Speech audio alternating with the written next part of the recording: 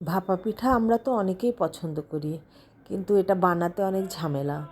চলেন আজকে ঝামেলা ছাড়া ঝটপট কিভাবে ভাপা পিঠা বানিয়ে নিতে পারি সেটা ট্রাই করি। এজন্য আমি 2 কাপ চালের গুঁড়ার সাথে হাফ কাপ সুজি নিয়েছি। তারপরে তাতে 2 চা চামচ বেকিং পাউডার, 1 চিমটি বেকিং সোডা আর লবণ দিয়ে একটু মিশিয়ে নেব। তারপরে 1.5 কাপ দুধ দিয়ে একটা ব্যাটার করে নেব। ব্যাটারটাকে ভালো করে মিশিয়ে আমি 10-15 মিনিটের জন্য একটু রেস্টে রাখবো। এরপর একটা বাটিতে কিছু ব্যাটার দিয়ে উপরে নারিকেল গুড় দিয়ে আবার কিছু ব্যাটার দিয়ে উপরে নারিকেল গুড় দিয়ে এটাকে আমি আধা ঘন্টার জন্য ভাপে দিয়ে দিব।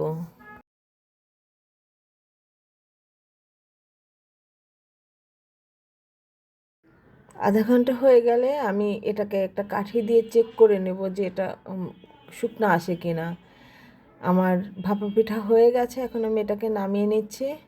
ঝামেলা ছাড়াই বানিয়ে নিলাম আমার পছন্দের ভাপা পিঠা।